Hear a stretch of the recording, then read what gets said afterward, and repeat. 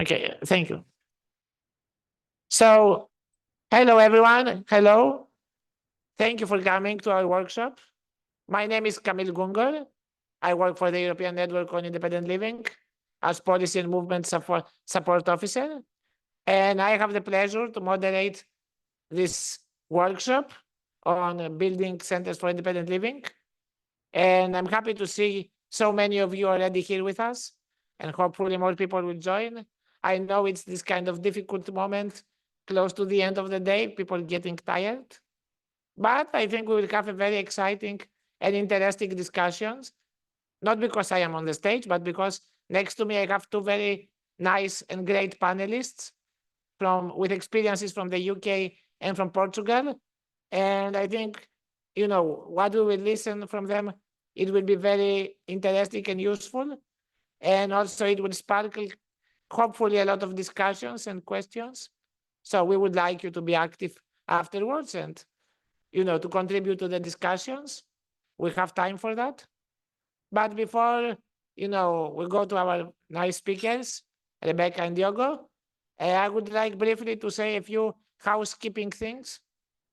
But before that, again, a kind of emergency issue.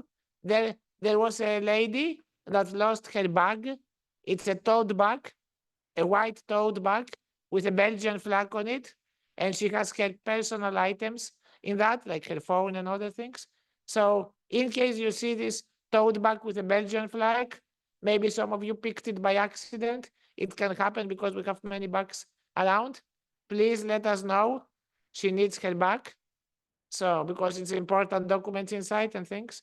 So if you notice a tote bag with a Belgian flag, please let us know and come to us, and we will make sure, to give her back to her. Thank you very much for that. And now a few housekeeping information. So we are all on the same page and you know everything. So first of all, in case we have fire, I hope this is not the case, but you never know. There are fire escapes that are clearly marked around. And of course, ENIL staff and the volunteers you will see around will guide you to the outside if there is a need for that. Hopefully, thankfully, we are on the ground floor, so it's relatively easy to escape. But just to know, then we have accessible toilets. If you need accessible toilet, there is one accessible on the ground floor, kind of exactly in front of me. I mean, to the direction I am looking for. So behind you, most of you. And then there are two toilets outside of the building. When you exit the building and you go to the right, you see some wooden kind of blocks. So it was toilets created for this reason. They are accessible. And one of them has even a changing bed. So if a disabled person needs to have a changing bed, one of these toilets has changing bed, and they are all spacious and able to accommodate disabled people and wheelchair users. So that's for the toilets. And there is a hoist in one of them, I think. There are also non-accessible toilets on the lower floor by the cloakroom.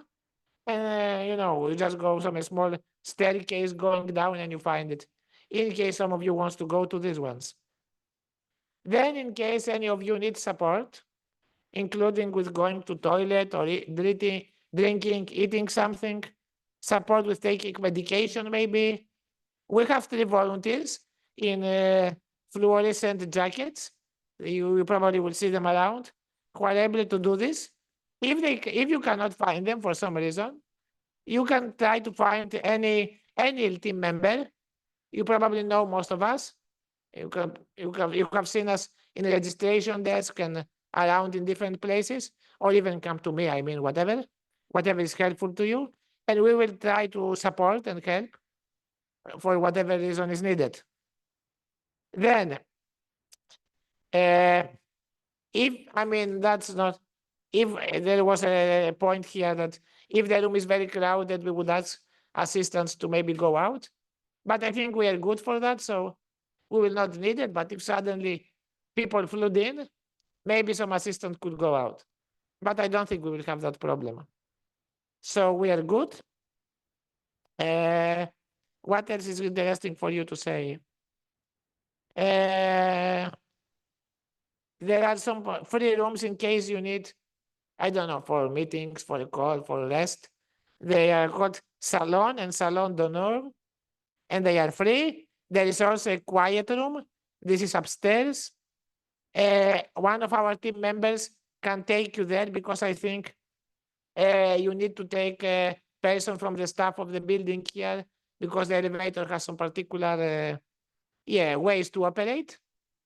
But if you need a quiet room, ask our team members and they will guide you to there.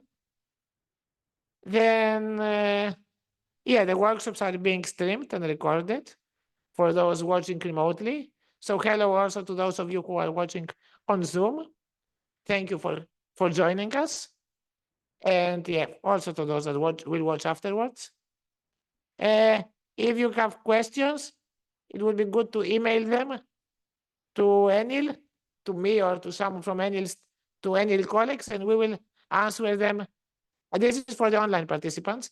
If you have questions, email them to us, and we will answer them after the Freedom Drive. We will contact the presenters, and they will come back to you with questions because it's difficult to follow the Zoom chat here at the moment. Of course, for those of you here, questions and discussion is part of the workshop, and we are looking forward actually to that part. So no worries. What else? Okay, I think for now it's this. And there are a few more things, but that's for the end of the workshop. So I will bother you again. Sorry for that. But I'm here for this reason. And I think I will stop speaking now.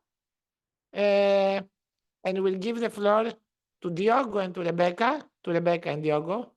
They will speak about the experiences from UK and from Portugal on building centers for independent living and why we need to do that and what is a center for independent living, how it can be useful for the community, for our movement, and what is their role, because sometimes there are many misconceptions.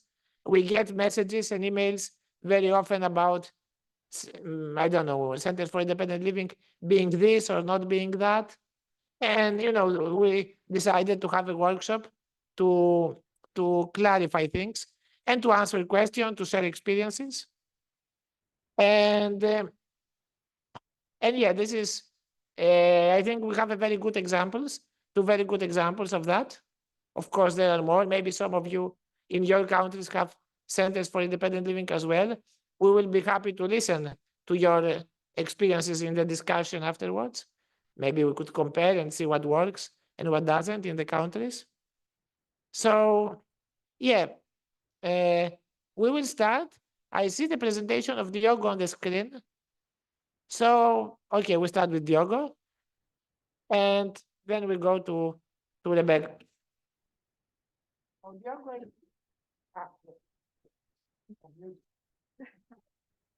Okay. Diogo, speak with the Yes. and all of you to speak slowly and clearly so everyone can understand. Okay. Thank you. So seems like there is no introduction. So you will directly from me. I am one of co-founders of the Portuguese Independent Living Center. We were founded in 2015. So next year will be the 10th anniversary of our organization. And the idea right now is to explain a bit how we have been created. We have there is a particular way to in our case that's worked. This is not the case for many of other independent living centers, as far as I know. But I will explain in a bit the difference.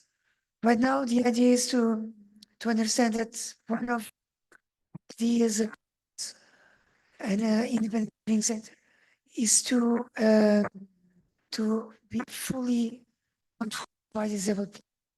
So we wanted to to have an organization that could break the rules in terms of what is usual in Portugal.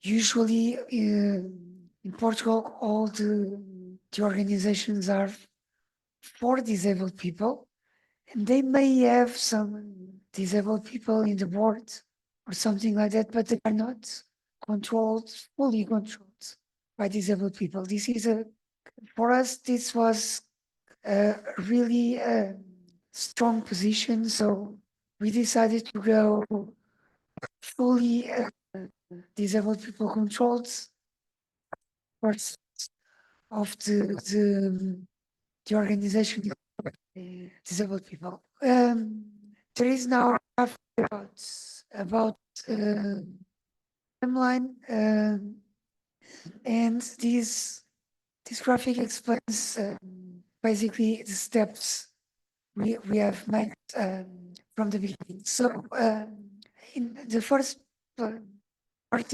is prior to this song has some issues in quality. I'm not sure if this is okay for everyone, but yeah, I may try if there is.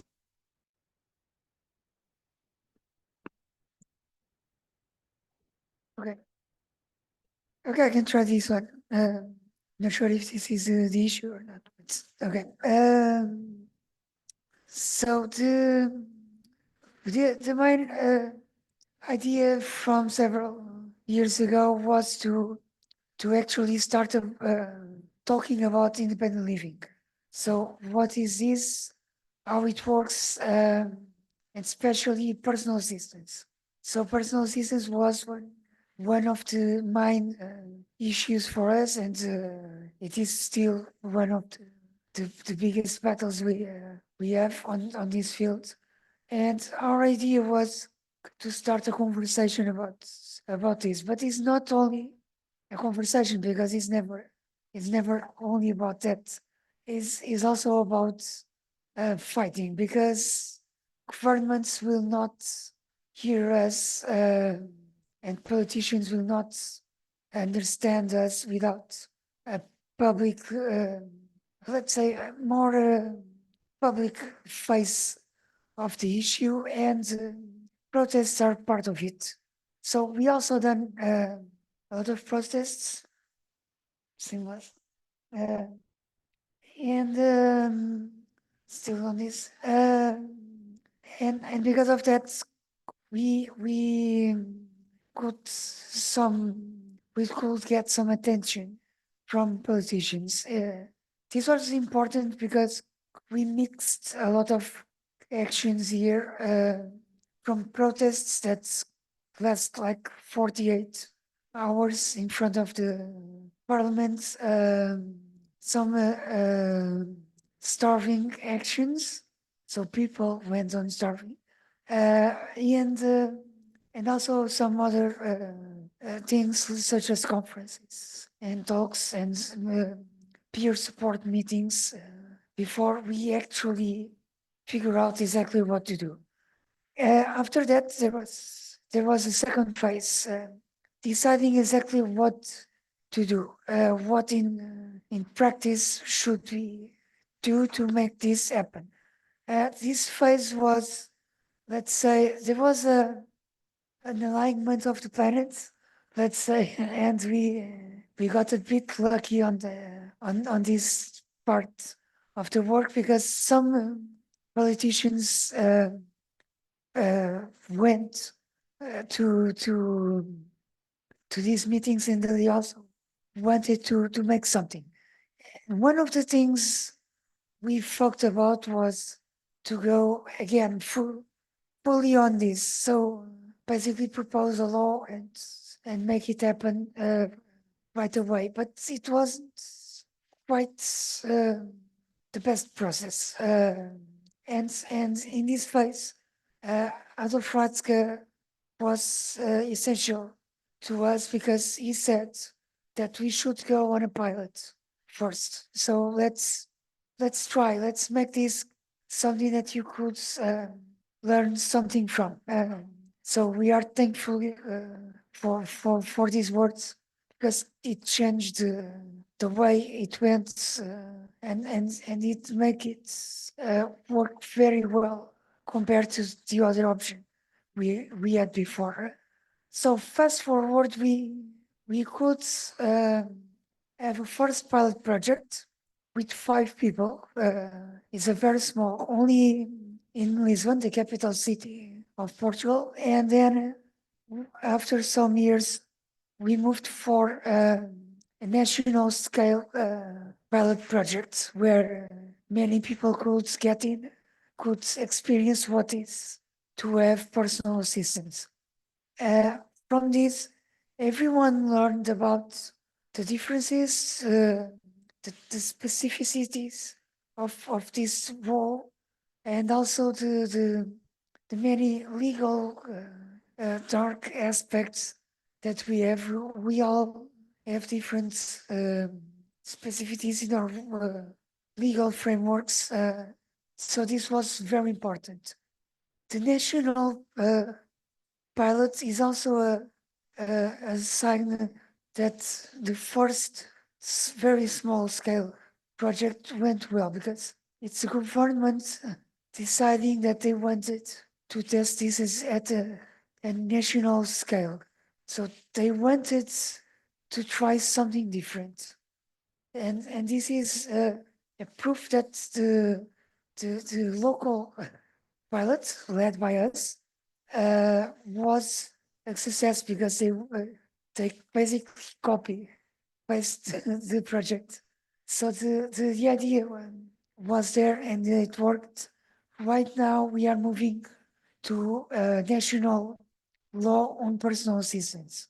So this is a progress and a work we have to keep going because it's not perfect. It's far from perfect.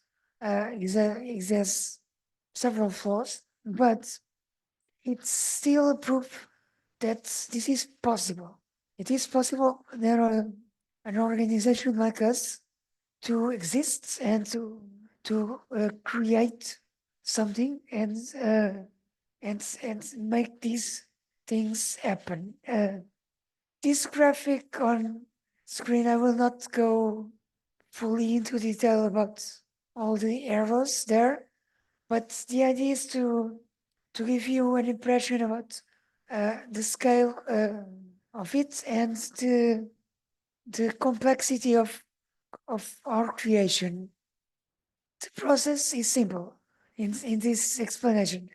Uh, we we have been approached by politicians in the city of Lisbon. They wanted to test this, and the way they wanted to do it was by creating an organization that was different from everything else.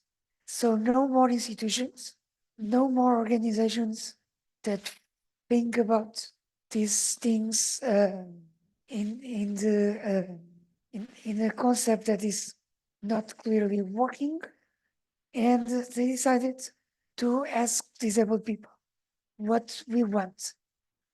We went there. We told them that we actually wanted an independent living center and one that is 100% led by disabled people. And they just said, yes, okay, we'll fund you and give you money and we'll let you do your thing.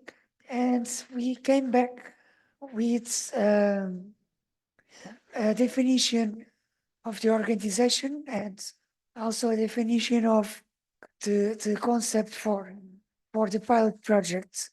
Some things were previously defined, such as you have to follow independent living rules, so you couldn't think about other things rather than that.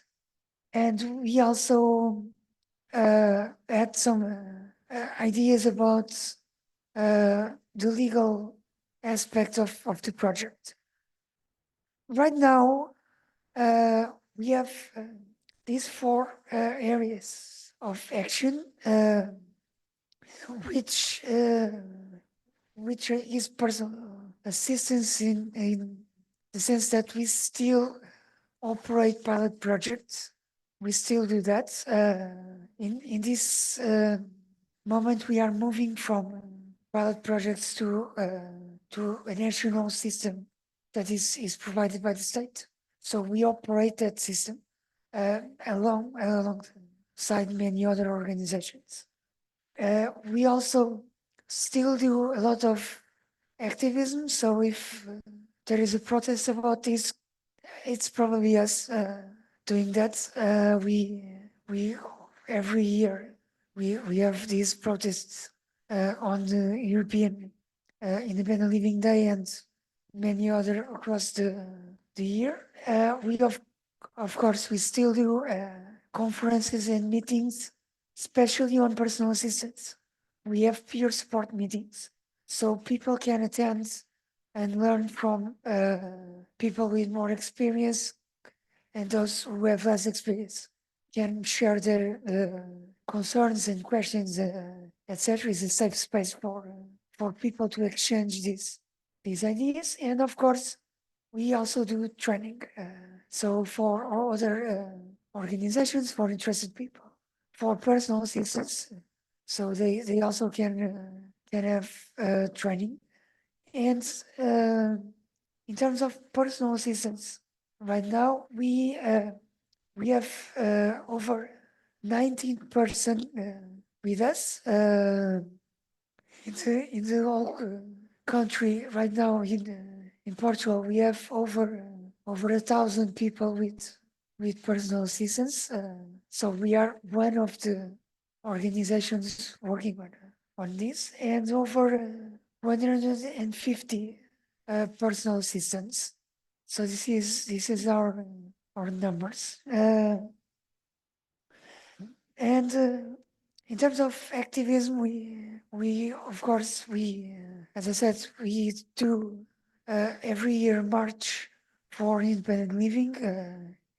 Let's say is our mark every year, and this is growing and is being done in more cities by every year, so we can get a bit more scale. As I said before, we do other protests and other activities related to activism, and we will keep doing it because it's part of our essence, and we don't stop it. In terms of conferences and meetings, I will not go into detail for all of them, but one of the things we have done recently is called Dev Talks. Dev Talks is our short for disabled, let's say in Portuguese. So we decided to do this in a web format. So we went online for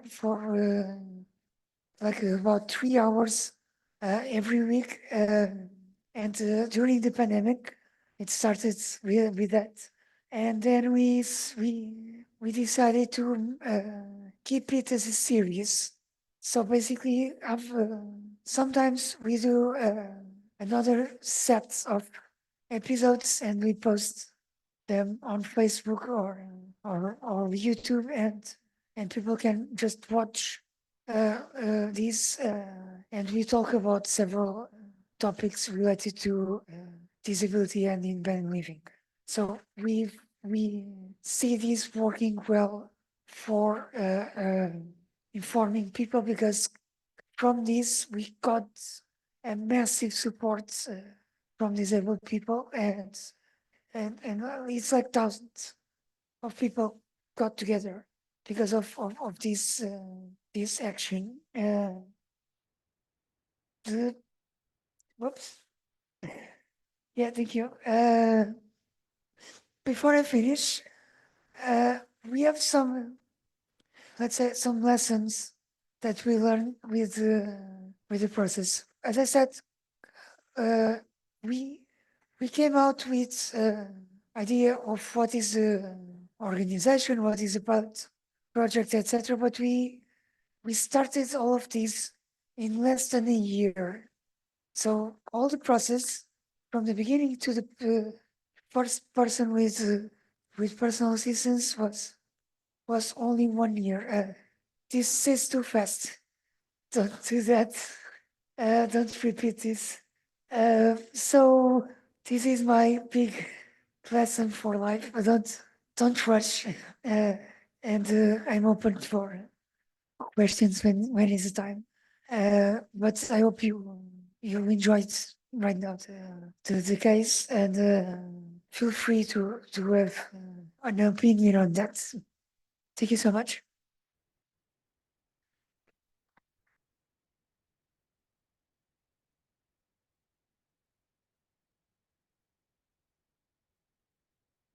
Thank you. Thank you, Diogo. Thanks a lot for sharing the Portuguese experience. I mean, you did really a lot. Compare, thinking about the situation, how it was and how it is now. I mean, of course, there is a lot of stuff to be done, but I liked what you said in the end, and we don't hear very often in this kind of presentation. Your advice, don't rush. So, sometimes it's very important to do, small step, but correct step, than to just want to do everything today and then you have problems. So, and of course, it's, I like the way you said, you expand, and you also, that now you are, you are making noise every year in 4 cities with these demonstrations and the other activities, the Center for Independent Living in Portugal does. So thank you to Diogo Martins once again for sharing the experience. I am sure there will be questions for him, but we will not take questions for Diogo now. We will go to Rebecca. And after Rebecca, we'll take questions and discussions for both of them. So unless there is something super burning and urgent question, which I don't see something super urgent, I will give the floor to Rebecca Tayler Edwards, sitting next to me, and she will share the experience from the Disability Rights UK and from the UK in general. So Rebecca, the floor is yours. Welcome. Thank you, Kamil, and thank you, Diogo. That was a brilliant case study, and really wonderful to hear about your work in Portugal, and the similarities between the organisations in Portugal and the UK, which I'm here to talk about. As Kamil said, my name is Rebecca Tayler Edwards. My pronouns are she, her. For some visual information, in case that's useful for anyone, I'm a mixed race woman of the Caribbean diaspora. I have ginger hair, not natural. And it's currently in very long twists all the way down my back in a half up, half do. And I'm wearing tortoiseshell glasses. I was told it's in the 1970s style, which is apparently coming back. And I'm wearing a chocolate suit with a sort of white racer top that I didn't pick out for myself.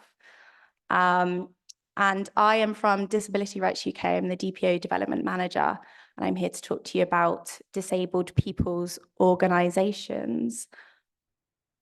I'm just getting a handle of this clicker.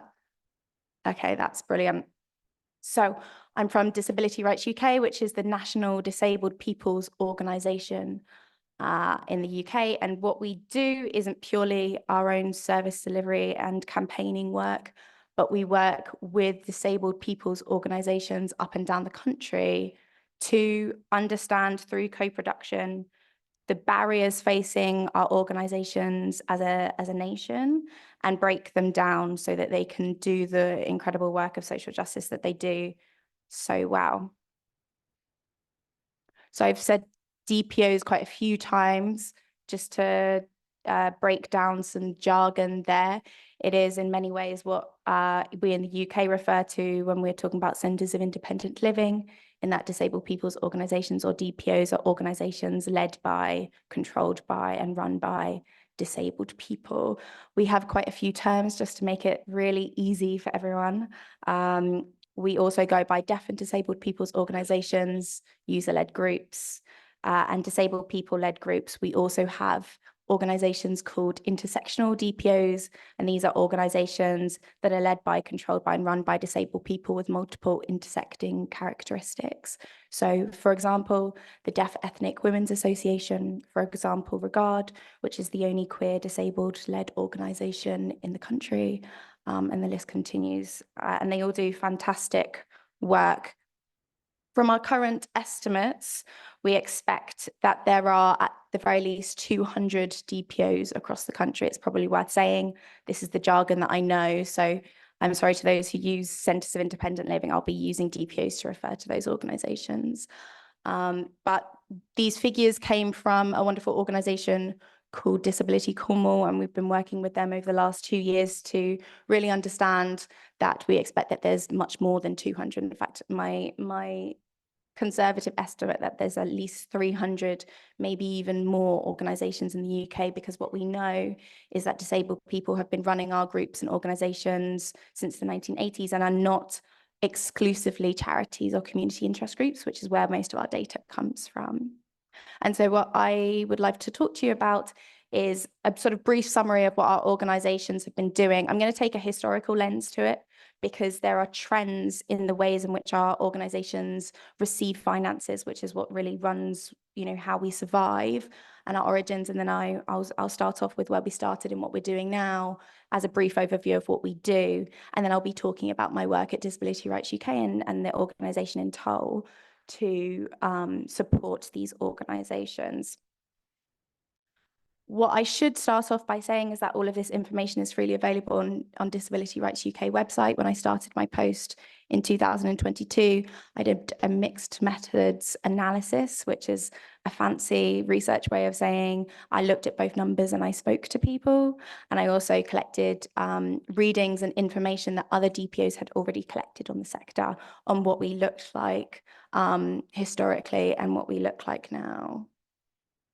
And in my analysis, what we found was that, unsurprisingly to many people here, and as Diogo showed, many organisations' origins or the way they started up was through shaping policy across the United Kingdom and campaigning for social change. And it's led to some incredible wins, such as the Disability Discrimination Act, the Wellbeing Act, direct payments, the British Sign Language Act. I should probably say that the BDA also got a really incredible win in London.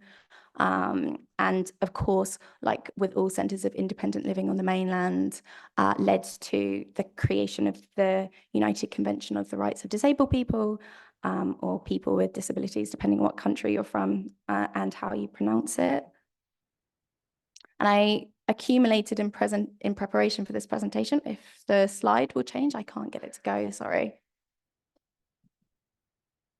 Some graphics or images of our work across the country. Is it changing? No. I can talk, well, I suppose I can't talk through the images.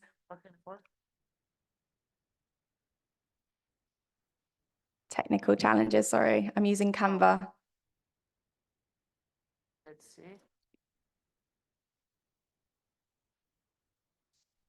That's fine. Maybe I'll talk through the images and they'll appear on the screen once I've finished. I accumulated some images from the Disability Archive, which I recommend that everyone checks out. There you go. That's, well, it was almost perfect.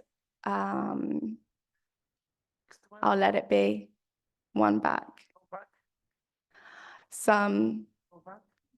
There you go. Sorry about that, everyone. Some images that I'll talk through for you from the Disability Archive, which shows our work in doing that incredible policy change from the 1980s, which is where we really understand the origins of the DPOs becoming formalised in the UK really started. And we've got the Day of Action in London in 1998, and in black and white, shows an individual taking a photo in front of some signs in the background. We've also got the accessible parking protests in Liverpool in 1994, where a disabled person is being arrested by 2 policemen for being what I'm sure is wonderful and radical in every way possible. Our origins isn't just in that incredible campaigning work, but also in collaborating with movements across the globe. So you have our work with anti-racist organizations, with queer rights organizations and migration coalitions across the country. And this is a particularly poignant part to say that just like the campaigning work in our organizations, what we've seen is that that work in terms of its available resources to maintain it has dipped over time. So in 1980s, we had a boom of campaigning. And then around 2010 is when that really sort of works really dropped off, mainly because DPOs didn't have the resources to do it. And even less than that, organizations worked even fewer with cross-movement organizations. And that was really what we understand to be due to trends of the individualism of movements. So very much leaning into the ways of single issue movements, but certainly the origins of the movement understood the ways in which oppression works in multiple ways and affects all of us. It is slightly frozen, I do apologize. But in one of the images I've presented, we have disabled people holding an anti-apartheid protest in 1982. In 2015, we have the anti-austerity march where the Manchester Coalition of Disabled People's sign is really bravely shown. It should be important at this time to pay homage to that organization, say that this is where these images came from. But of course, we know that disabled people's organizations don't just campaign for change. We also deliver our own services because we know how to do it best. And in 2010, after the launch of the Equality Act, is really where local authorities had more resources to fund DPOs across the country. And therefore, we got the core resources to be able to deliver that work. And in some, we've put that into delivery of information, supported guidance, so disabled people can advocate for their own rights through helplines, books, infographics, and things of that nature. Then we also supported disabled people by training them in capacities and skill development and things of that kind. Around 2017, the resources available for that work dipped off substantially. And just like other centres of independent living, many DPOs in the UK are struggling with their resources and funding. The wake of COVID-19 also meant that more people than ever needed support from community organisations, and therefore funding applications became a lot more competitive, and DPOs struggled with their finances, hence the nature of our work. And that's led to the cutback of many projects and services and us sort of leading our own work. But it has led to the opportunity of DPOs across the country to direct themselves more towards collective campaigning. So in a way, sort of going right back to our roots, albeit slowly. And through the development of consortiums like DPO Forum England, like the Our Voices Forum, like the Intersectional DPO Forum, and coalitions like the Mental Health and Migrant Network, DPOs began to work together increasingly to demand their rights as one unanimous voice. And that bit about connectivity is a really core part of my work that I'll break into. And it's led to some incredible wins for disabled people's organisations in the UK. We launched the first Disabled People's Manifesto in 2004, and in 2024, DPOs resourced each other to go to Geneva, where, there you go, to go to Geneva, where the UK was the first country, and I expect not the last, to be investigated by the UN for grave and systemic violations of the UN CRPD. And it's really, oh, if this presentation likes me, in that sort of context of increased challenges to secure resources to continue doing that project work, and an increased interest in collaborating once again for social change and challenging both national and international policy, that the DPO capacity building project, the project that I oversee, was launched. And again, just to bring it back to that research project in 2022, all of the work that we did was based off of those findings. And when I started my post and accumulated the data, I put it into several themes. I broke it down into a way that people could understand outside of the research world, which tends to be very jargon heavy. And then I presented it to a steering board of 10 DPOs and one consultant who used to be the CEO of a DPO in the UK. And I said to them, these are all the things that we're finding in terms of the problems that DPOs are facing. What would you like me to do about it? And DPOs put forward 3 priorities between 2022 and 2025. And I'll talk a little bit about what we want to do after that, because it's coming towards the end of the work. But they break down into promotion, training, and connectivity. And really annoyingly, I'm going to work my way up when I explain it, just to pick up on that piece there that I spoke about just a moment ago, about connecting the DPO sector across the country for collaboration.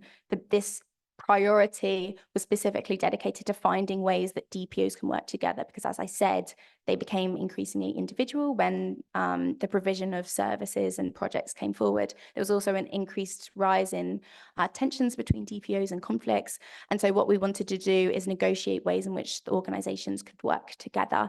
And I worked really wonderfully with the different forums across the country to manage conflict, to find ways in which we can work together, to also study the ways in which we work together. So from that, we launched a communications toolkit, so all centres of independent living and DPOs can use to understand the best ways to communicate with each other accessibly. So for example, what resources are available to communicate to other DPOs and things like that.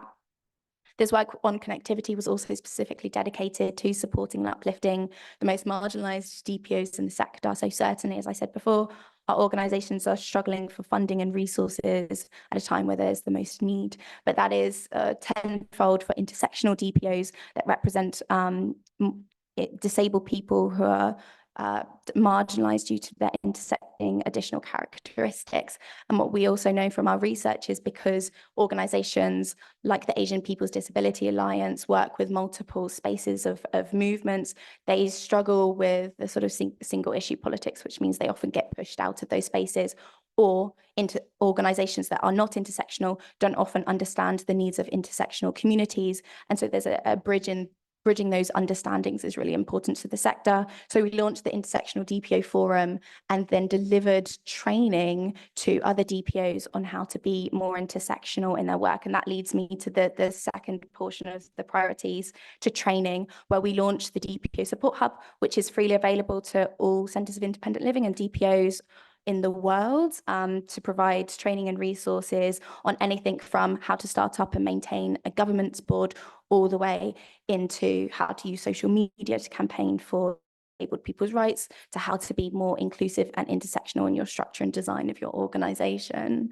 And we also delivered workshops and trainings responding to the needs of DPOs. So for example, when the general election in the UK was announced, a lot of organisations realised that they hadn't kept up to date with the Charity Commission guidelines on how to campaign, how to talk about the different parties without getting scrutinised by the Charity Commission, which the majority of DPOs are sort of upheld to the laws of. So we delivered training specifically on that. And again, that's available for all centres of independent living, although it is markedly specifically related to UK law, but not all of the resources are.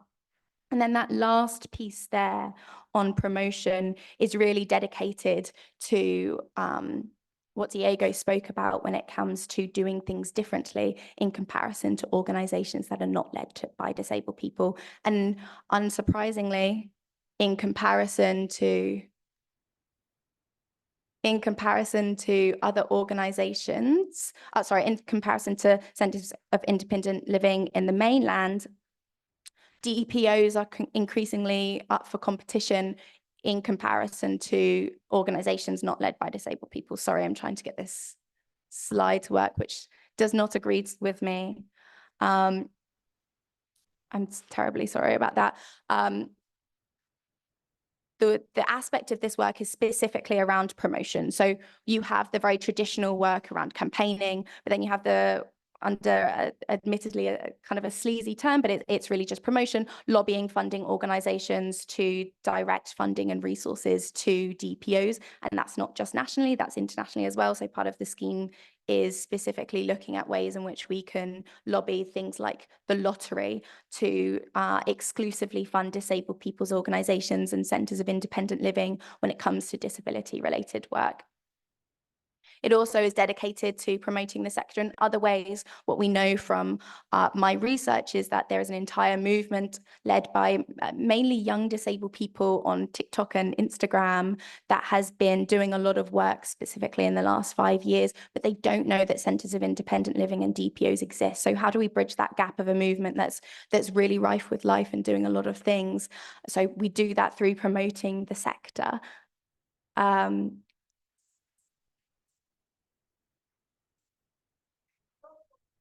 No, that's fine. Thank you so much for the reminder. Shall I go back?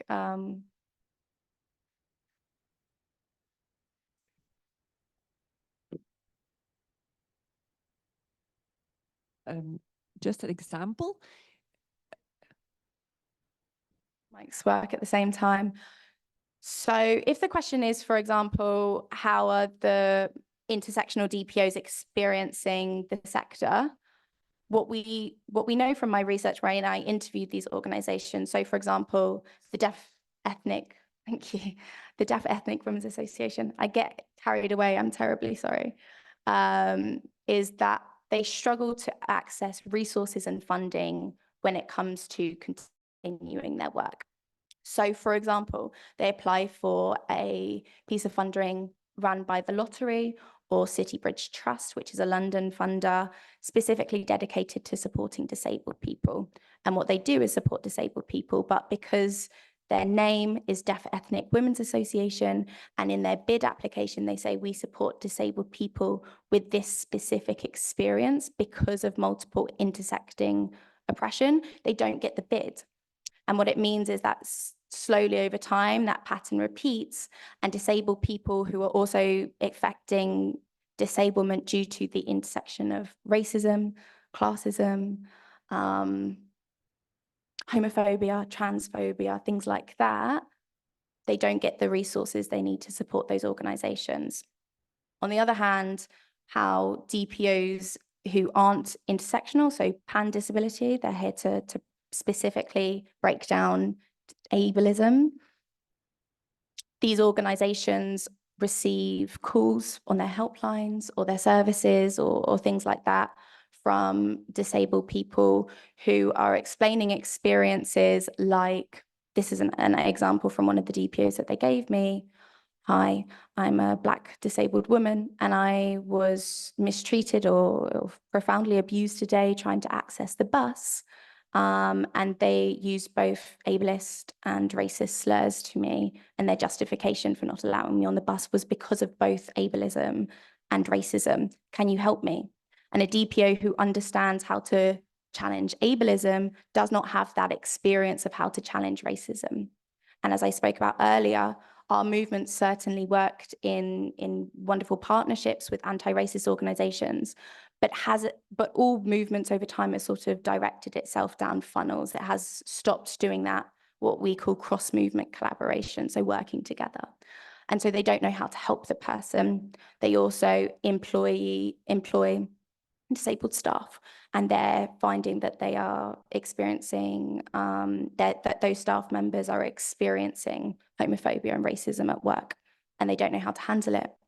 So these are the sorts of things that when it comes to intersectionality that we're facing. I'm going to continue on to the promotion, but I'm happy to circle back to that intersectional work because it's a specialism of mine, so I'm happy to talk about it. So when it comes to the promotion of our organizations, I just wanted to finish off with some statistics that I found about the finances of disabled people's organizations in the UK in comparison to what we call disability charities, but they are organizations that are not led by disabled people.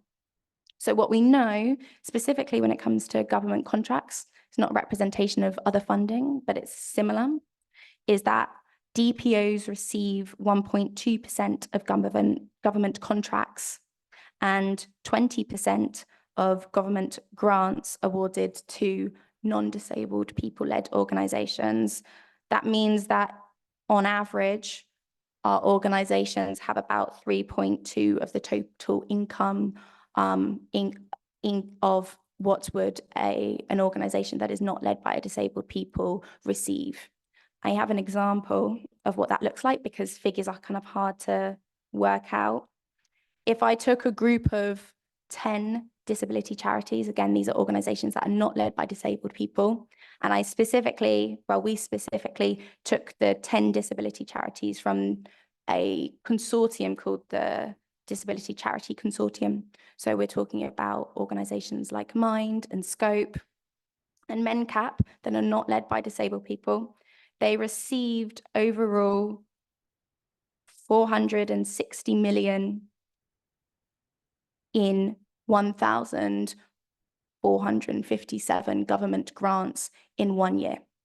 By comparison to 460 million, 35 of the leading DPOs, so the biggest disabled people's organizations in the country, were awarded 5 million in the same year.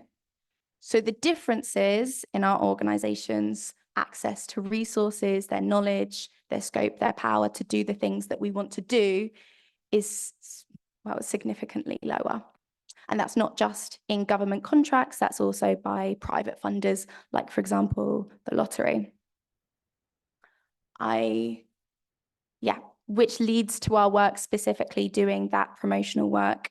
We launched the Funding Justice for DPOs project, which formed a coalition of disabled people's organisations in the UK to break down statistics like that, and also map out ways in which one could design a scheme that is accessible for our organisations.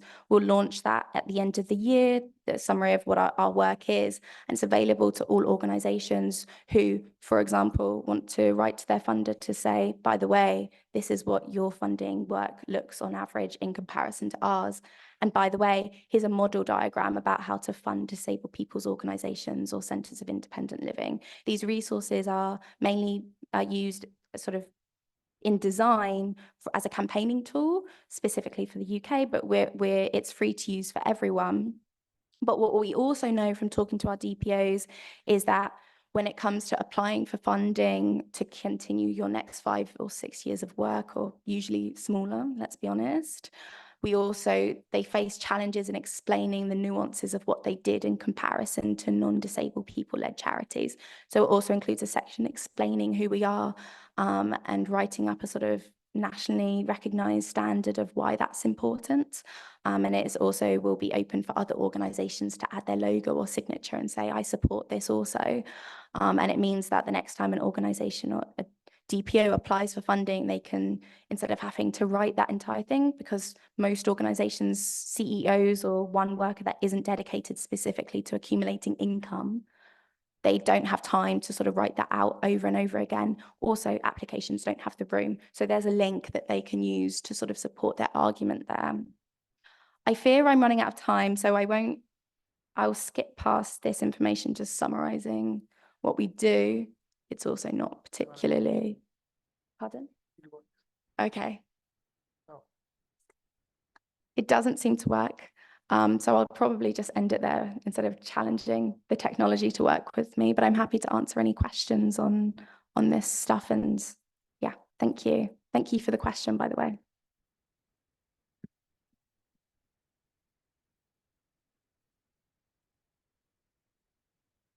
Thank you so much. Thank you, Rebecca. Thank you for the very comprehensive and informative presentation. I mean, taking also the historical perspective and also the intersectional lenses gave, a different view to the whole sector and the whole discussion, which is very important and interesting. And we find it also in many other places, but sometimes we don't pay the necessary attention. So thank you for highlighting that.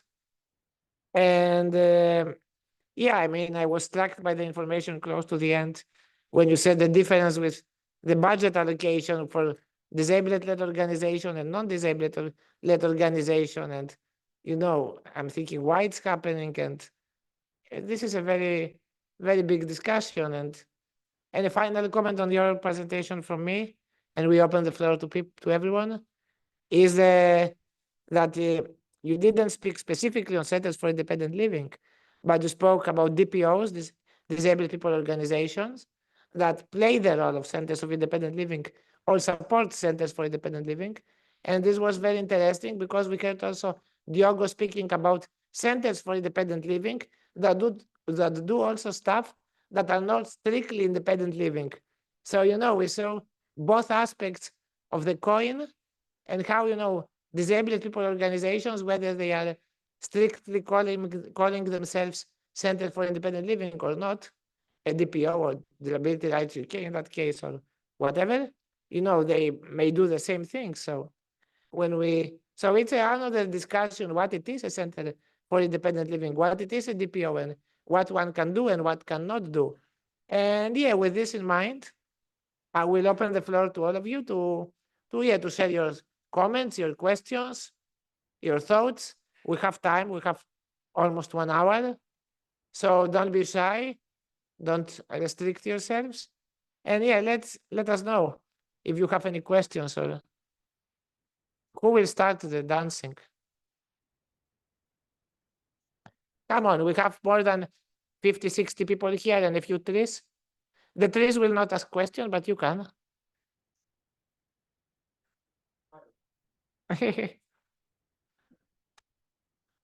There is Sebastian, thank you. The brave one. It always takes a brave one to start, and then we can take the question from each other. Yeah, so I'm going to ask an easy one and a nice one to Diego. What kind of disruptive actions did you do in the course of your growth story? And which ones were successful and which ones were less successful? From the top, I have to recall all of the actions. So I think we moved on from more disruptive ones to more, let's call, standardized ones. Because we understood there is an appropriate time for each kind of action. So to give you some examples, at the beginning, we did some more aggressive protests. Aggressive in terms of demanding for us, because we had, for example, one of the first ones was 48 hours protests in front of the parliament. This is very demanding for many of us. For example, I couldn't be there 48 hours. So others stayed there for two nights, and there were some people crossing, passing by and helped us with some food and some other things. And it was one of the first ones to start moving some things. So the government started to understand there was a movement of people that were not okay with the state of things. Then there was a protest where one person did almost 200 kilometers on his wheelchair from where we used to live in Lisbon to protest for independent living. That same person also did a starvation, I think it is these words. So we basically didn't eat for some hours. After these hours, government stressed out and start talking with him, and he stopped the process, but it was necessary to reach this point. Also, there was some other protests more about making noise in literal terms.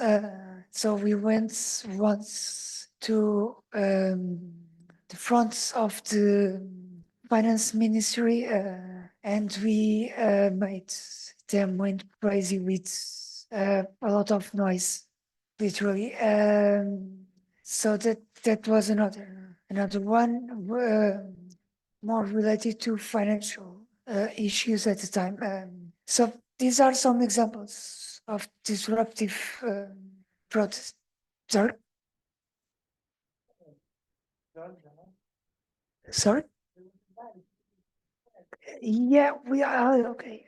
So nice one. I was almost forgetting that one. I couldn't be on that one for some health reasons, but there was a protest where we stayed on a square, and we also put several pairs of shoes as a symbolic remember of those who couldn't be there.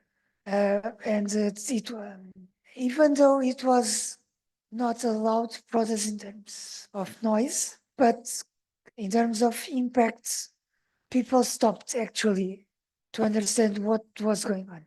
So it was a nice one to make people aware of the issue. Government also understood there was something that they should pay attention, and they eventually came to progress on that. So is another example. Yeah.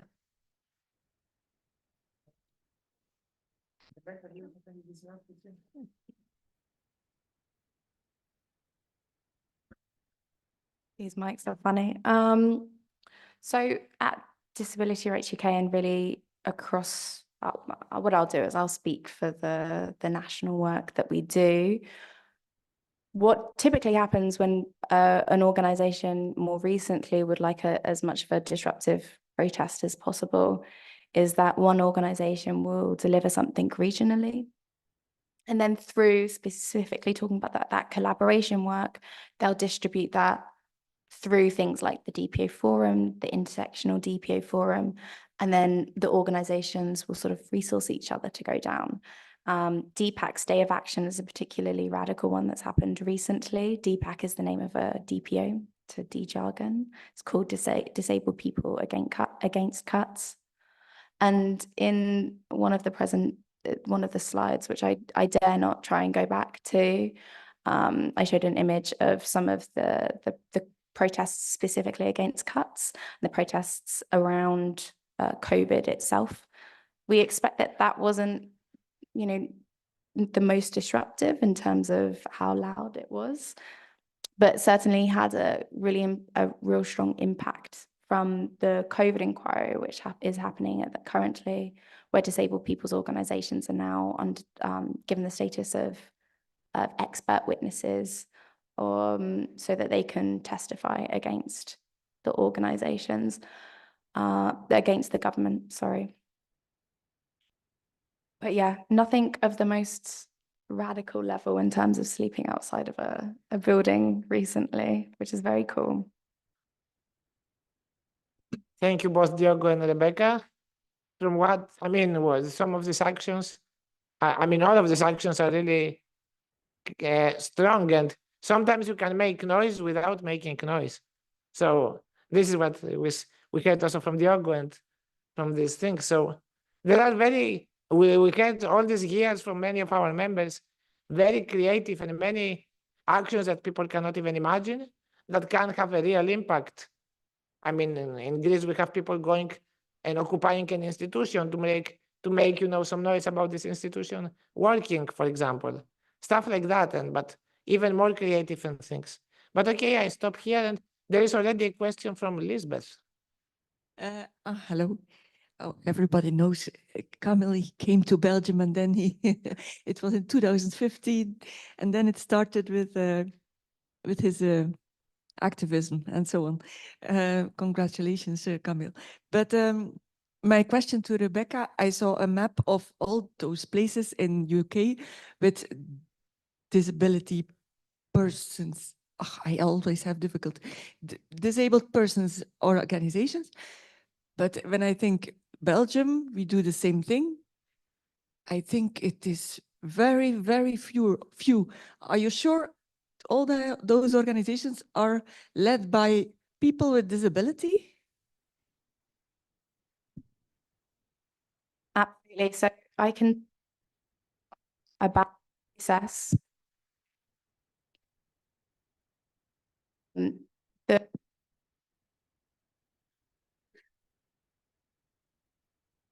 Hello. The research that's available on Disability Cornwall's website talks about the process of verifying that they're a disabled people's organisation.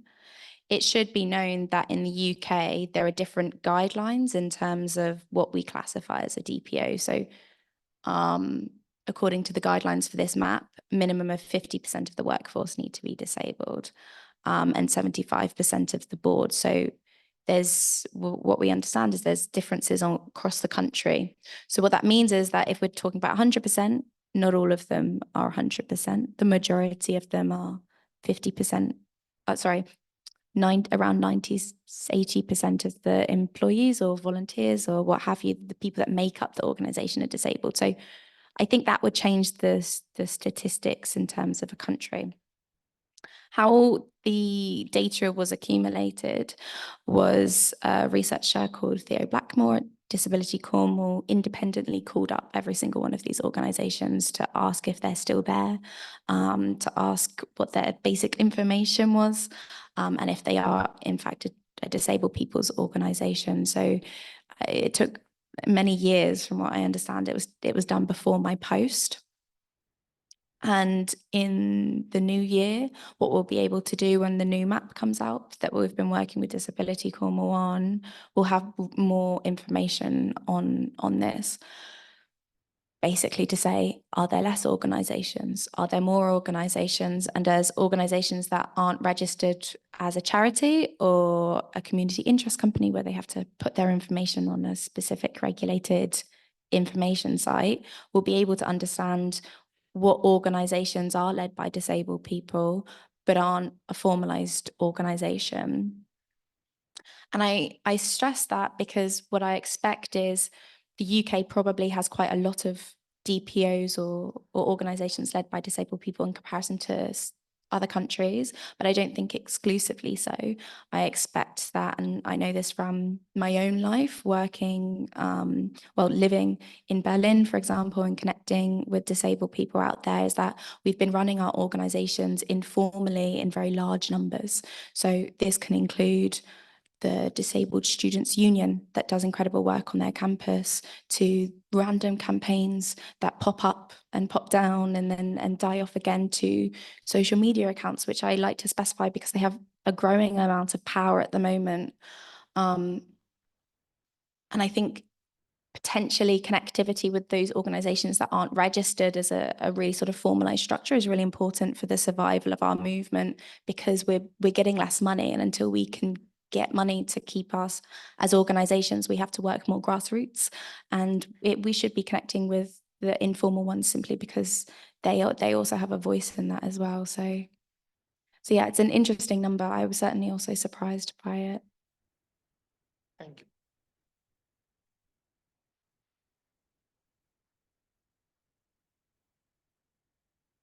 For the kind words you always say about me.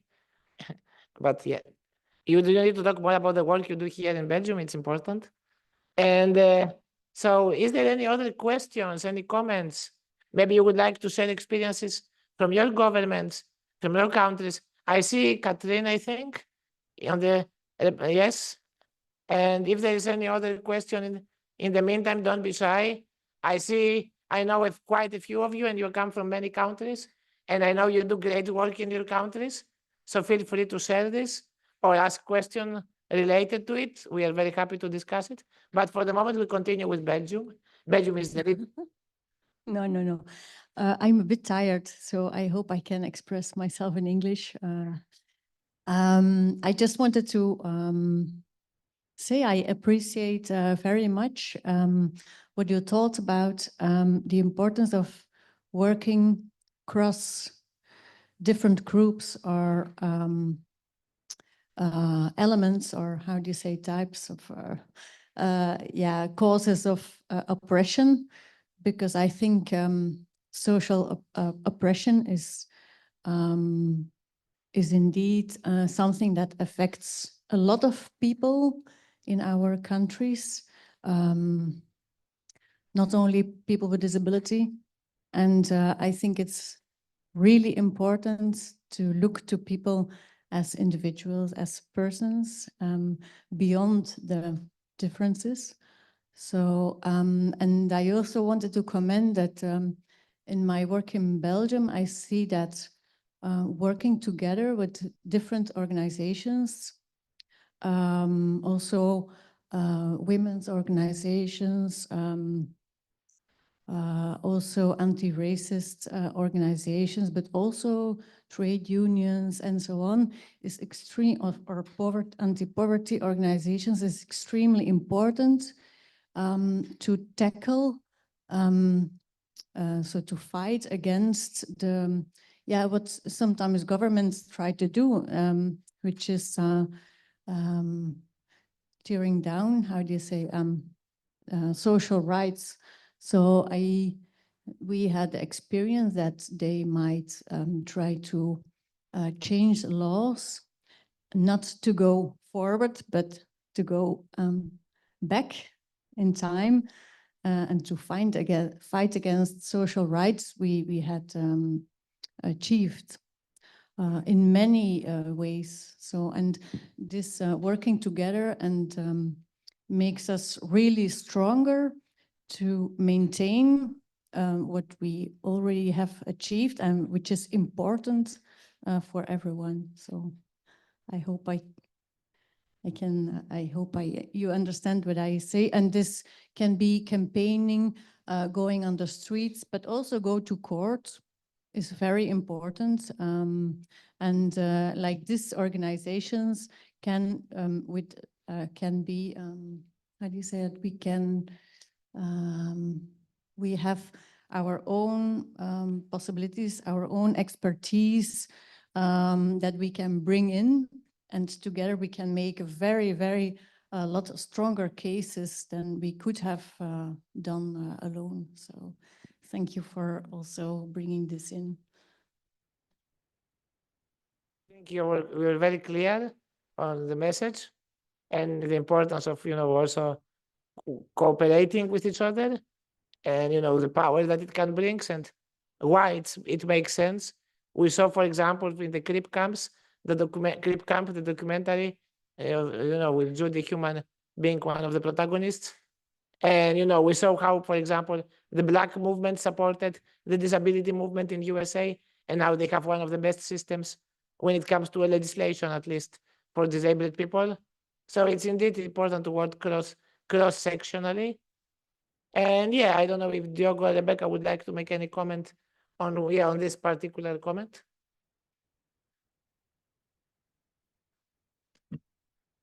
Just to, I will try to be quick. Just to share our own experience on that is, let's say first we start very focused on disability. Is not, I'm not going to say it is a mistake, because I don't think so. Is part of the way we did have to do things. So is in our specific case, we had to really focus on us in first place.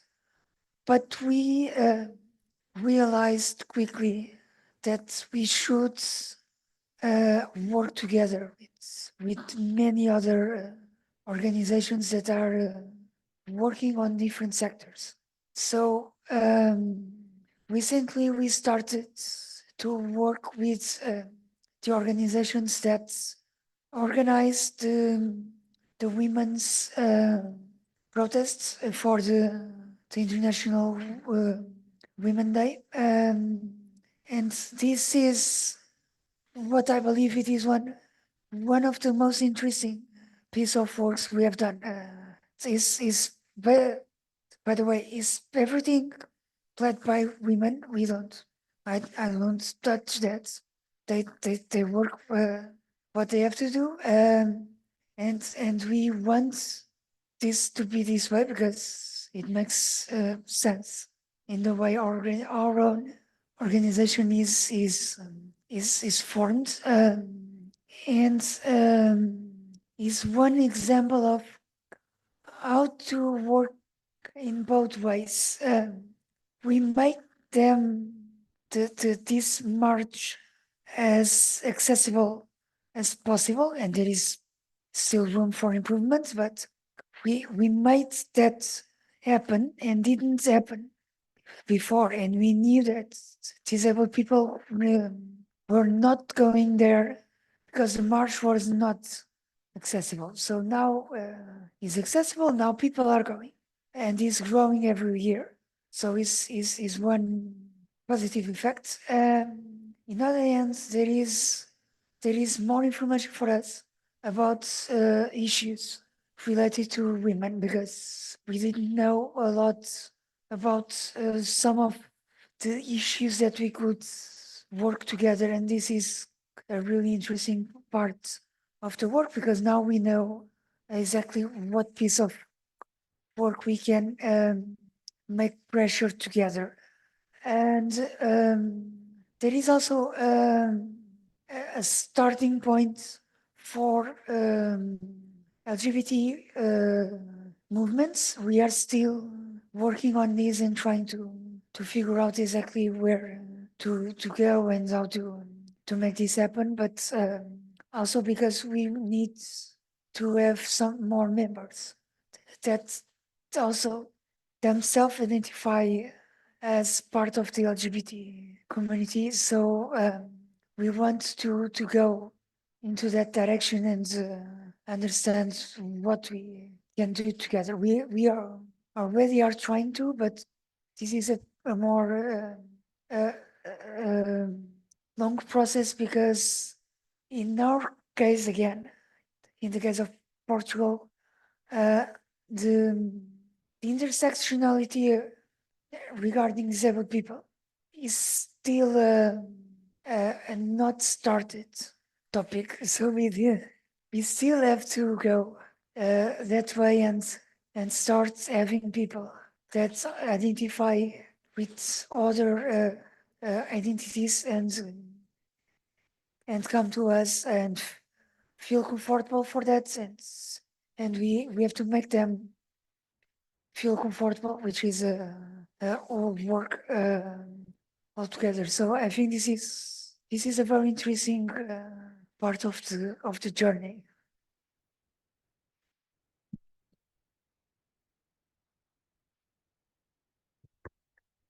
Thank you, Diogo. I mean, that's a really wonderful description of, I think, a real experience. And thank you for the question.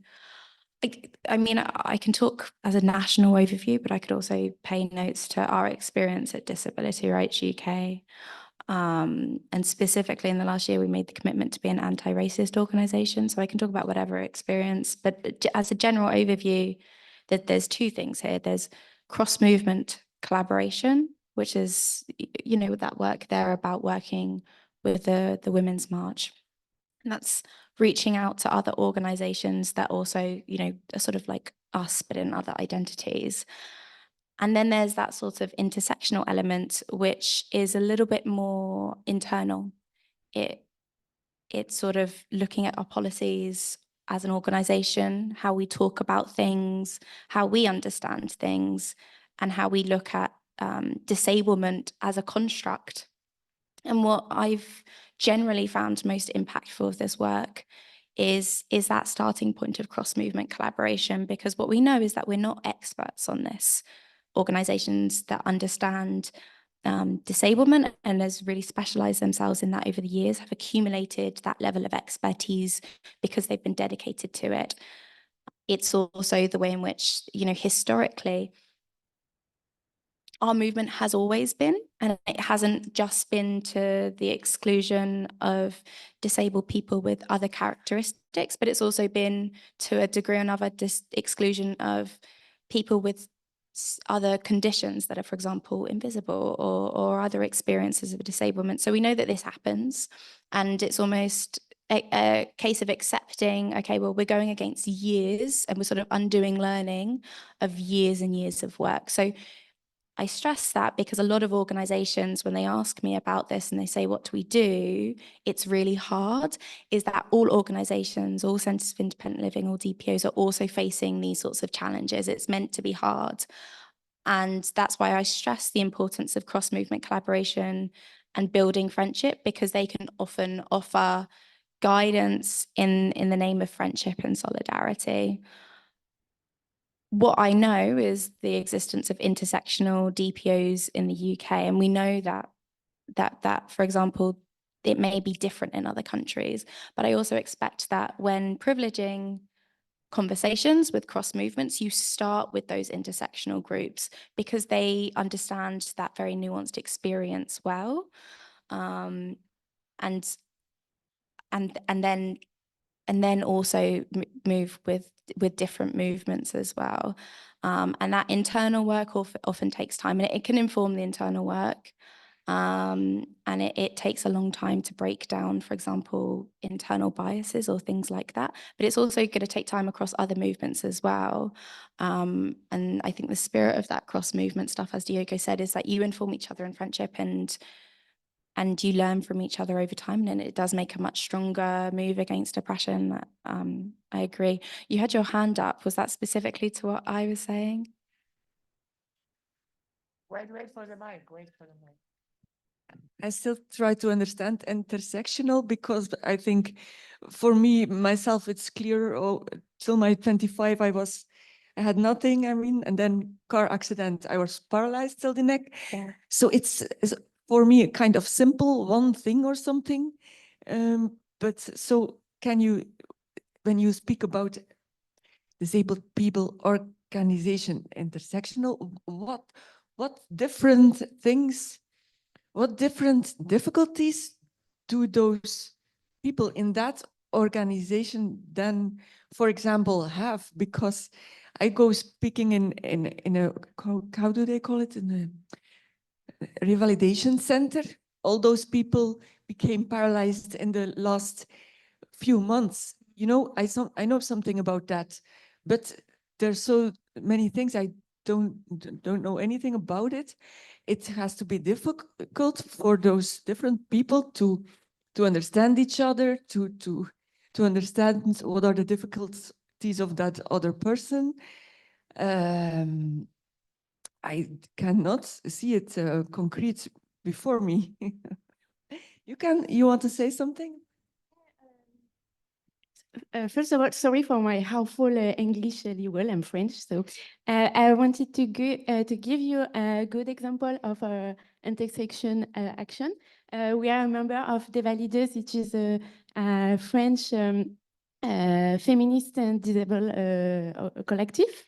And so we began to organize action with a lesbian and trans football team.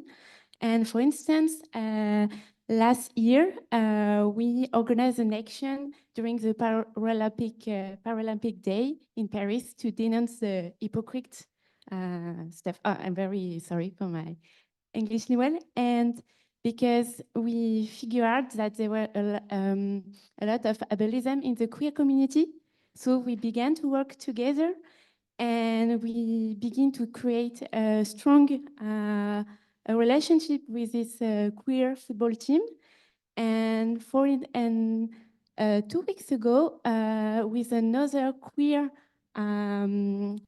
organization, we organized a crip and queer party, and it was very political, and we tried to create to build a bridge connection between two communities, because yes, oh, sorry. No, I just wanted to add that actually the football team, they came to us and said, we know we have some ableist bias and we want to be more inclusive to disability, but we don't know how. Do you have any ideas? And that's how the conversation started. And at some point, so when we decided to do the Paralympic protesting, we were like, we need allies, we need able-bodied allies to do huge banners and carry them around. And so they came, and that's this kind of collaboration that really works well. and increase to parties and all these other movements. Yeah, okay, so and now they offer to do the kind of bodyguards in the demonstration. They're like, oh, are you going to attend this one? We can be like the buddies or, safeguard you. So that's really a nice way to cooperate between movements.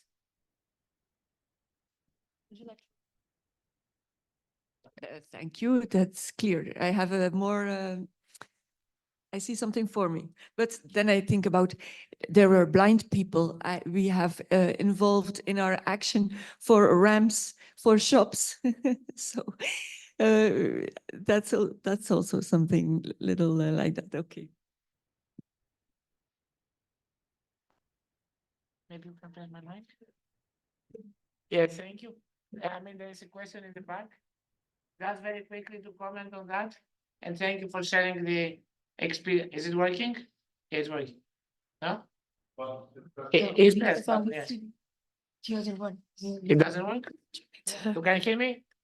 No? Yes? No? It's what? Now you hear me. No, now you hear me. No. No, maybe. Technical issues.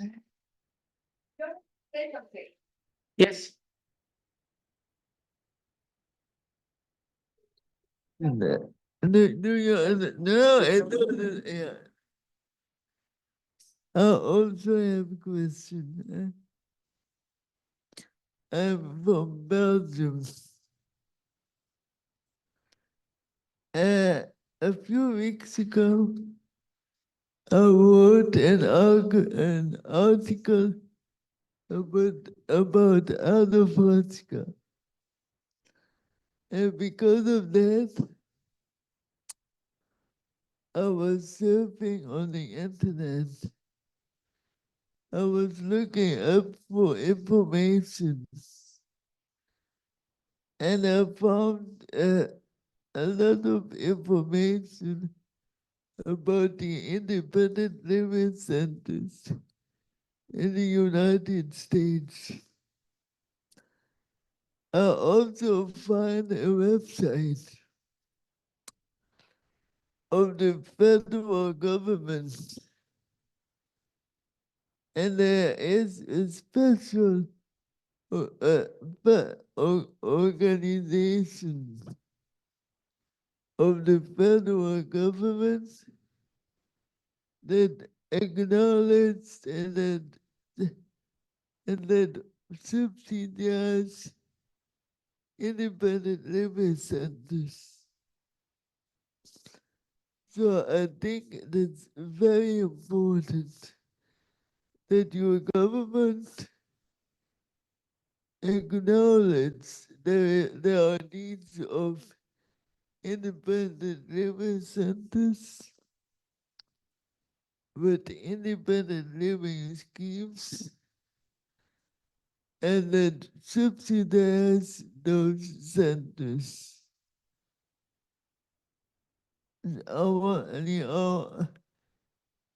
Why don't we work in that way? I think that's very important that your government really supports the independent living centers. Okay. Yeah. Now it works, no? Yeah, I'm looking at the technical support. Can you hear me? More or less? It's okay? Okay, good. So, yeah, thank you for the comments and also for the last question in the comment and why we don't, or why if we work, about pushing the government to recognize centers for independent living and their importance, and maybe to connect it to also what Kathleen said before, to make legally recognize and have legal aspects in this discussion. I think it's very important. and I agree with you. And also, if I can kind of try to translate maybe what I think Lisbeth was saying, is that what is the difference of an organization that says is doing intersectional work with an organization that doesn't, saying in a way, because if I understand well, Lisbeth says that we do it anyway in the movement, for example, with different kind of impairments. So inside the disability movement intersectionality, but also many countries have different kind of identities and they engage it anyway. So if I understood well, the comment is why we kind of have to specify it, or what's the difference? So maybe Rebecca, you want to get if I am correct, of course, with translating your thoughts. Yeah. Okay, brilliant. Can everyone hear me? Yeah, I think you can hear me. Okay. So yeah, I mean, it's a really interesting question. And actually, before I specify it, I wholeheartedly agree about the work to legally recognize our organizations. I think it's what we're understanding to be a strong step in terms of allowing us core funding, which allows our organizations to do what we do without a grant dictating how we function. When it comes to the difference, I mean, there's a few things. So what we know is that this term is probably going to change in the next 5 to 10 years, just as our understandings and terminology has changed. Our understanding of what we can classify as an intersectional organization is probably going to change too. And that's really because of what you were talking about there. By existence of disabled people, because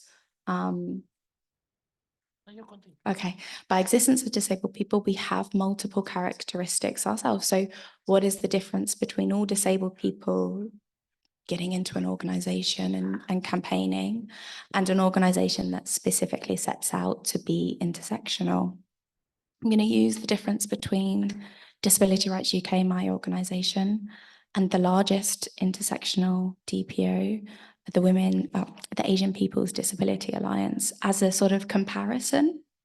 Disability Rights UK is an organization that has and specifically seeks to not only hire disabled people, but for example, in our LinkedIn, we will put, we really want to hire racialized disabled people, queer disabled people, migrants, traveler communities.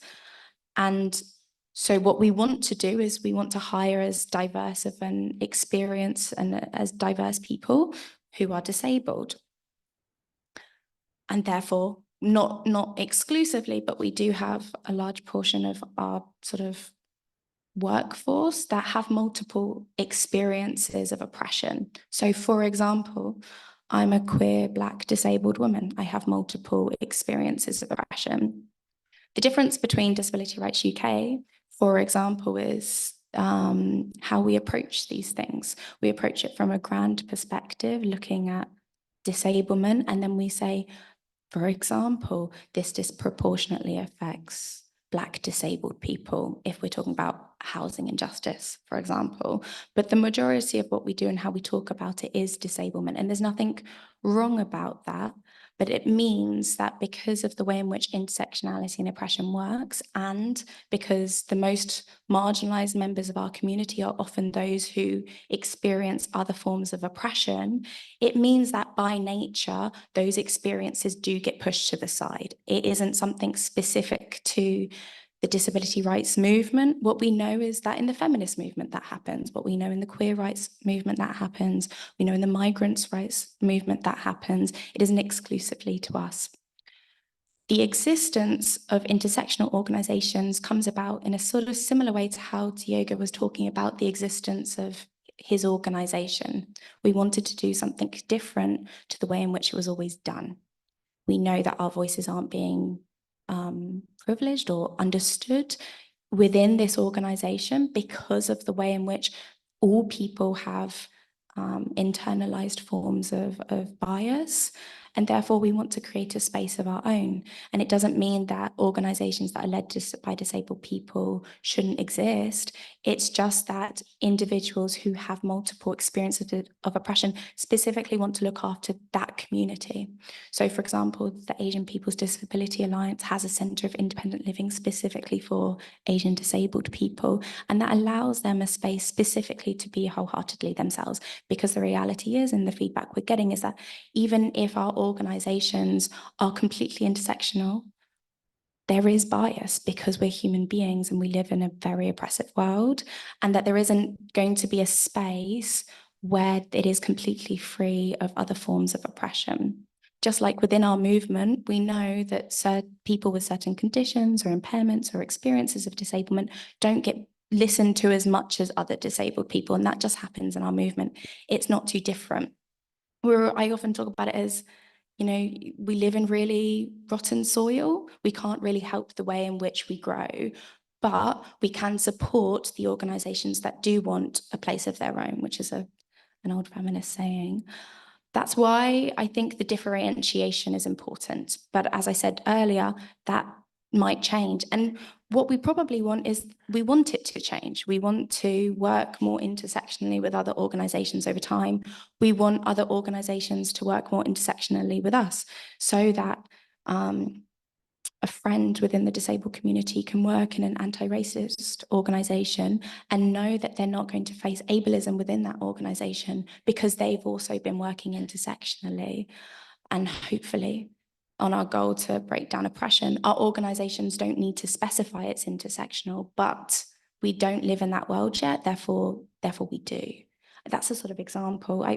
Does that fully answer the question as a clarification? Thank you. Yeah. Diogo wants to comment. Okay.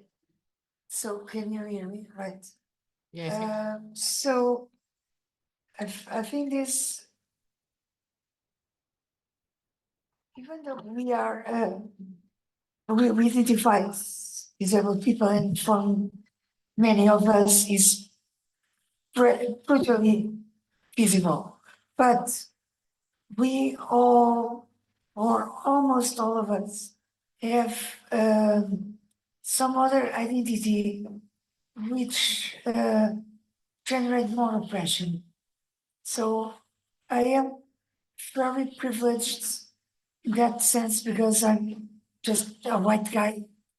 So there is no problem with me besides disability. So I'm part of that oppression system on my other identities. Okay, so for us it makes sense to work on this because it's a way to also learn about about other issues that we are not aware, and we don't want to replicate them. We want to make people feel comfortable with us, and in that process we all get better, I think. This is my personal view, by the way. I feel better by understanding other people issues instead of just telling them that is everything okay. So I know it's not. So we know that women experience a lot of issues and many aggressions every day. So it's not a thing that I can say it's something that you have to hold by yourself and things like that. It doesn't work like that. I have to do my job, and as a disabled person, I also have to do that work. It's not just because I'm a white guy. It's because of everything. So in our case in Portugal, for example, there is a special, not special in that sense, but we need to care about Black people because of our former colonies, and we have a lot of people from these places that moved to Portugal, but they don't always feel welcome in all places and they suffer racism and many other forms of discrimination. So we have to work to not replicate that. That's why we need to work together. Thank you. Can you hear me? I don't know, you can press that one. Can you hear me? Okay, I think you can. Good, thank you for, I mean, it's a very interesting discussion because if you asked me before the workshop, what would be the questions and the discussion after the presentations, I wouldn't imagine that we would talk 45 minutes about intersectionality. So, and that it's related to the work of Centers for Independent Living. Yeah, I think someone was waiting. yeah, the question we will give you. No, but thank you. So yeah, and but I think it's a very interesting discussion, and we also in that aspect see how it's connected to the work of independent living and why it's connected to independent living.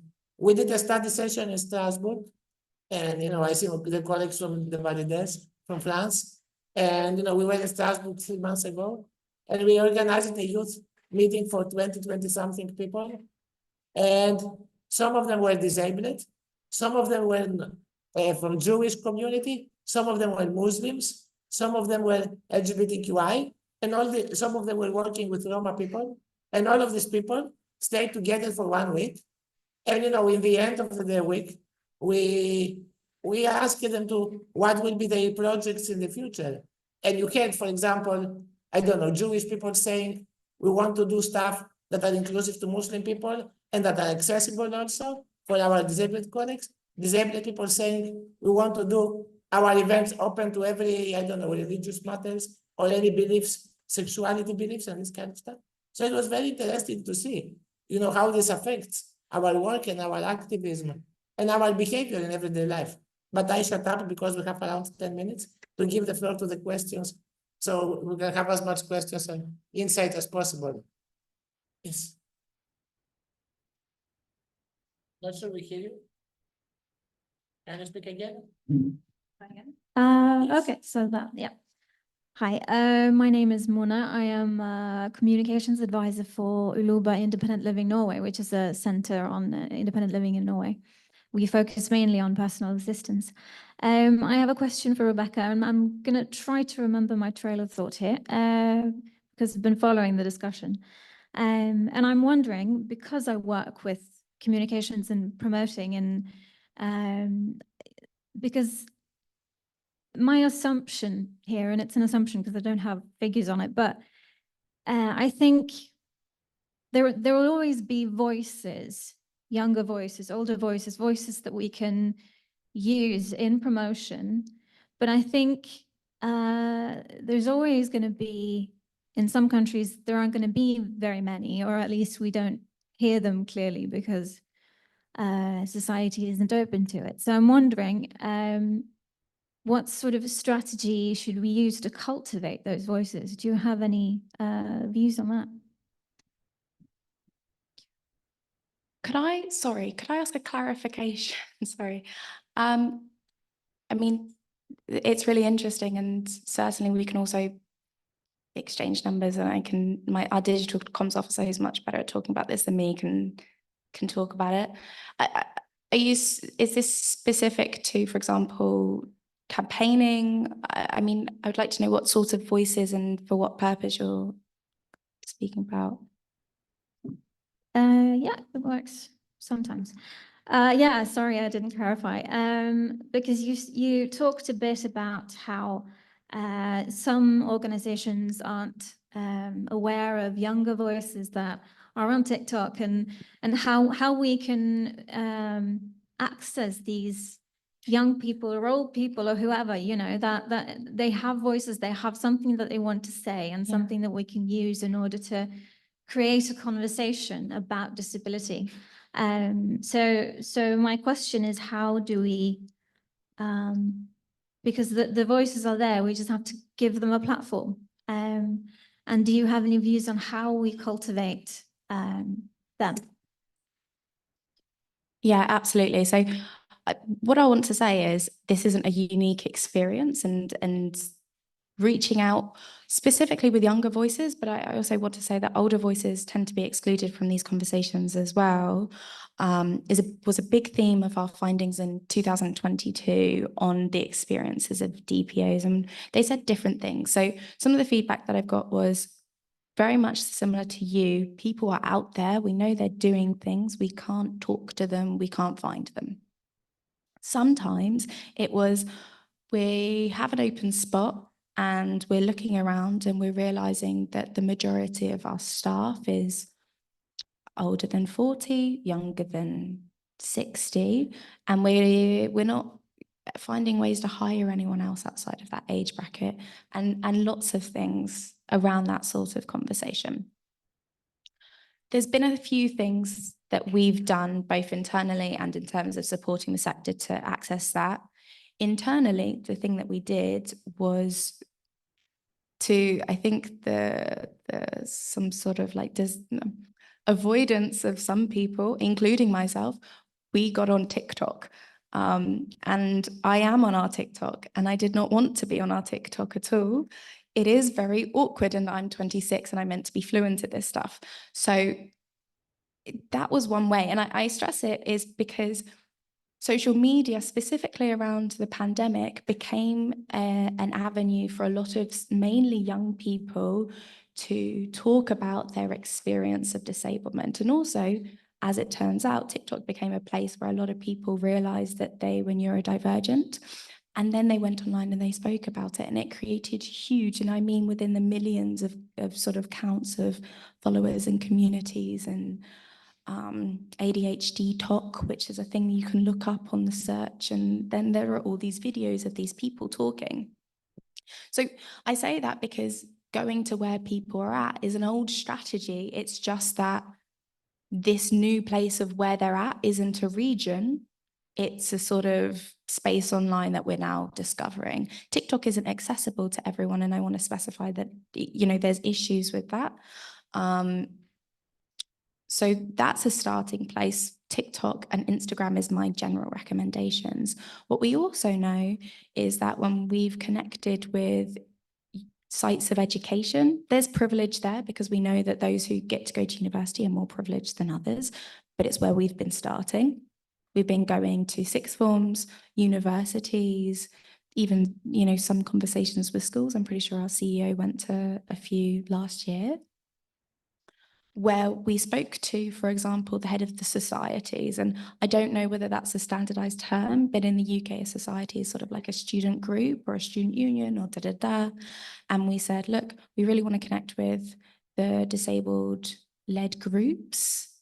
Where are they? And they said, oh yeah, on our campus, there's about 3 union groups or student groups or whatever, and they have about 4 or 5 individuals. We can also put you in touch with the student union at this other university here. Here's their email address. So what we know is that those groups of young disabled people are already forming their own network. That's brilliant. And so we go to where they're at, such as sites of education. I also specify that that's not a perfect plan, because, as I said before, those who get to go to university have a lot more privilege than others. We don't have the solution to that yet, but hopefully we can all work on it together and support each other in that. Available on the Disability Rights UK website and the DPO Forum website is information on how to use social media and how to create and design accessible tweets, how to work with things like GIFs and all those sorts of stuff that they don't teach you about, but automatically now it's 2024 and we're all meant to know. And please let me know if you need me to, for example, send it over, and maybe ENIL can distribute a link to everyone there. What we're doing slowly when it comes to older generations is sort of similar. We're connecting with Age UK, which is an organisation that's Age UK, that specifically is dedicated to supporting the rights of people who are older than 65. And we're connecting into their network. So it's very much similar in the sense that we're going to where they're at. And we're also having conversations about, for example, we're having this move towards everything being digital. How can we find ways of bridging what is called the digital divide, which is where individuals who don't have Wi-Fi or don't use their computer or a computer or have one for whatever reason, that's something that we don't have a conclusion on. But I think it's just important. Well, it's important to ask firstly, and hopefully again, as lots of organizations in the room, we can find the solution together. Thank you. Can we open? Yes, thank you. So basically, we are pretty much close to the end. But I mean, we started 5 minutes later, something like 5-10 minutes later. So if there is a question or something that someone would like to ask now, or I mean, the last comment, there is here, Francisco on the left. No, you're right. Yes. Yes, to that side. So I think this will be the last comment, and we will try to answer also briefly. I kindly ask the presenters. And then before you leave, I have also a few important announcements, so don't leave without them. But first, the question, comment. Yeah, please. Hello. Yeah. So there's my name is Rúnar and I come from Iceland. And one of the things that we have experienced is exclusion of our organization from consultation. We are a center of independent living, and we help people with management of their personal assistance. So we have been stamped as just another private company, but we are owned and operated by disabled persons. So I would like to know if there's some experience with that, and also in a room or something like that. Thank you. Is there anyone that would like to comment, both from the presenters here and from the floor? But please keep it relatively quick. So we face the same problem in Portugal. So we are still not part of the consultation. And if we are, is like they send a PDF and we have 24 hours to reply to 200 pages. So that's how they work. One thing that works for us is to go around. Instead of being part of these structures, we try to set up meetings with governmental entities and try to influence there. Sometimes it goes well. Normally it doesn't. But it's a way to do that. The other way, and first, this is now my personal view. I'm thinking very much about the way we, as a community, can influence things. And personally, I think we can more effectively influence things by being there. So if you can have disabled people basically everywhere, as much as you can influence from inside. It's like an inside job. So basically, you put there someone and they change things from inside. I think this is working in several aspects in Portugal. So having people working from the governmental side, from the public entities, or from companies, etc. So make people be there and be visible. Just that, and they will start helping you from the other side where you want to reach. Okay. I will put the mic. Oh, yeah. Yes. Can you hear me now? Is it working? Yes. Okay, I think it's working. Thank you. So normally we are at the end of our time, and I know many of you are tired. I see some of you are tired. I know some of you are not, but we can continue the discussion afterwards. Is there any really last burning question or comment, or we like something important that you want to share or add, or we slowly end up this very interesting workshop? I give you 10 seconds to think about it. After 10 seconds, you will not have any other opportunity. So it's 9, 8. Any question, any comment? Lisbeth. But hello, this just Vivian was with the first people in Flanders who found center in independent living Flanders. I mean, they came to the personal assistance in 1995 in 2000 or something. Actually, I mean, but that was a whole other kind of independent living knowledge, we can say. Then at this year 2024, we have TikTok, we have webinars. So I'm still thinking about how expanding, how making the movement bigger with webinars and all our technologies that are possible.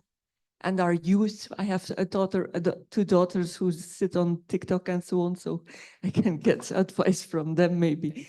Okay, voilà. Thank you for the very interesting visions. Thank you. Thank you, Elizabeth. I will try to answer in like 30 seconds the question from our experience in Greece. So we have two young people, disabled people. They are called Cool Crips. They joined it also. One of them joined at the Freedom Drive last time.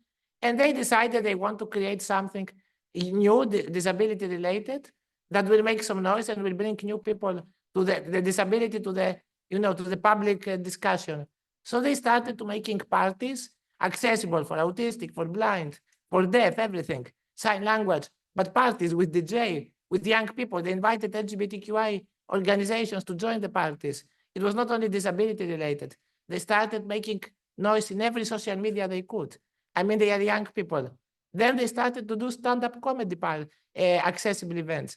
Then they do hip hop accessible events, big concerts, not for disabled people, in big, city halls or stuff, like gathering thousands of youth or hundreds of youth, and not only young people. So suddenly the journalists came, and there was some noise in the media, and the other companies came to them and say, "Oh, we want to do this with you. They want to do that," and suddenly disability becomes sexy.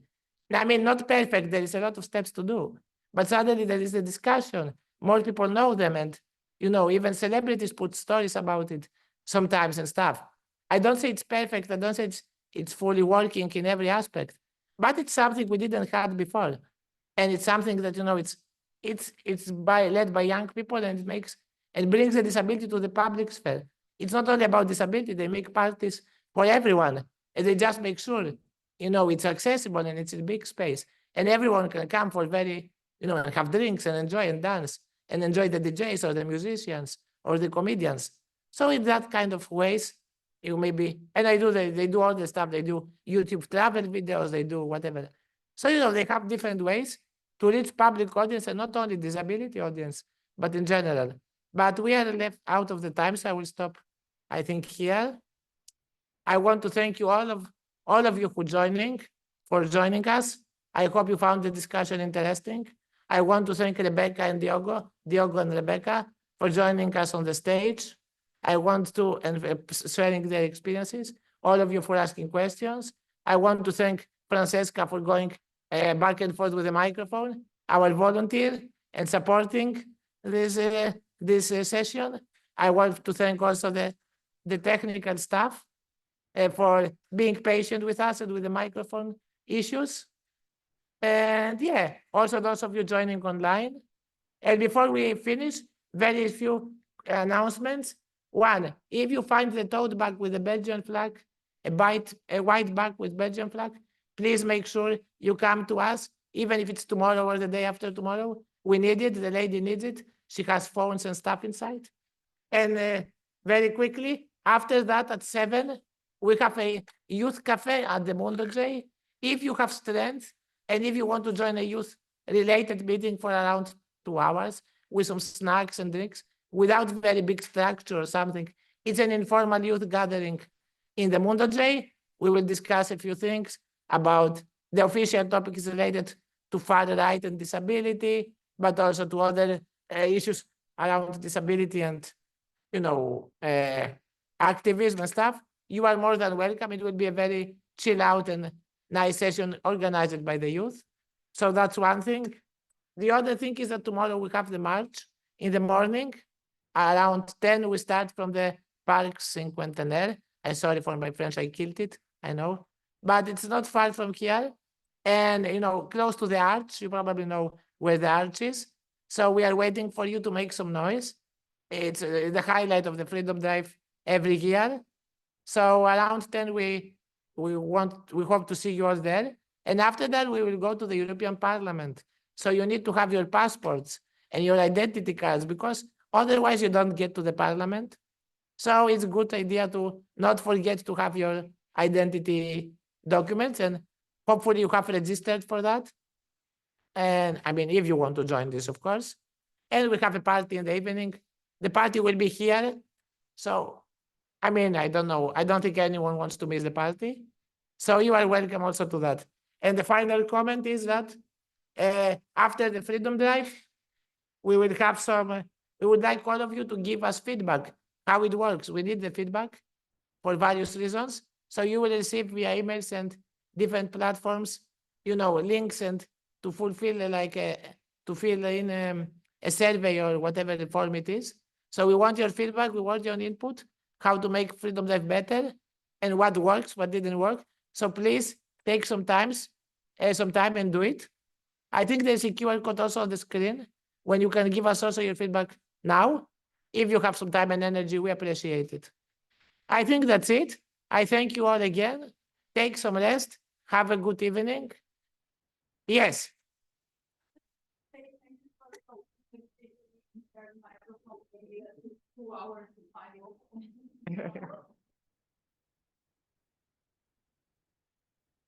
So, yeah, thank you to all and thank you again for your time, and see you tomorrow and afterwards.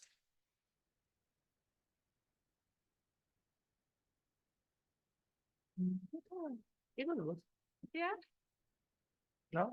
Yeah, I really enjoyed that. Good. Oh, right. Ah. How did you find it? My fun is good and useful. I hope people find it interesting, and yeah. I mean, I was surprised that we discussed so much about intersectionality. I didn't expect it at all. No,